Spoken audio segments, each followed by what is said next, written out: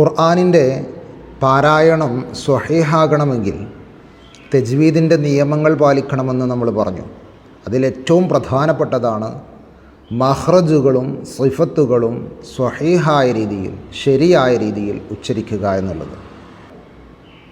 അക്ഷരങ്ങൾ പുറപ്പെടുന്ന സ്ഥാനത്തെയാണ് മഖ്റജ് എന്ന് പറയുന്നത്. അറബിക് ആൽഫബറ്റിലെ 28 അക്ഷരങ്ങൾ പുറപ്പെടുന്നത്, അതിൻ്റെ മഖ്റജുകൾ ആകെ 17 എണ്ണമാണ്. ഈ 17 എണ്ണം 5 അവയവങ്ങളിൽ നിന്നാണ് പുറപ്പെടുന്നത്.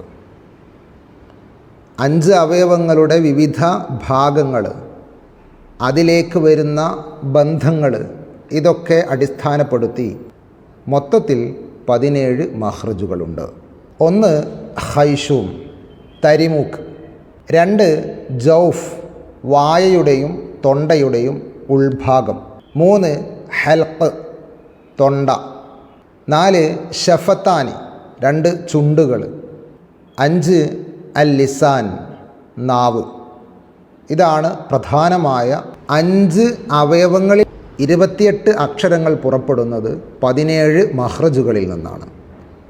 അഥവാ ചില മഖ്റജുകളിൽ നിന്ന് ഒന്നിലധികം അക്ഷരങ്ങൾ ഉണ്ട് എന്നർത്ഥം. അതുകൊണ്ടാണ് 17 മഖ്റജുകളായത്.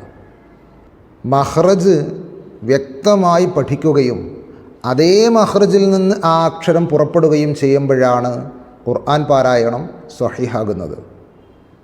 ഒരു അക്ഷരത്തിൻ്റെ സൗണ്ട് നമ്മളെക്കൊണ്ട് പറയാനാവും, പക്ഷേ മഖ്റജ് സ്വഹീഹായിട്ടുണ്ടാകില്ല, ഖുർആൻ പാരായണം തെറ്റിപ്പോകും. അതുകൊണ്ട് ശ്രദ്ധിച്ച് മഖ്റജിൻ്റെ ഓരോ കാര്യങ്ങളും വിലയിരുത്തി പഠിച്ച് മനസ്സിലാക്കി ചെയ്യാൻ വേണ്ടി ശ്രമിക്കുക.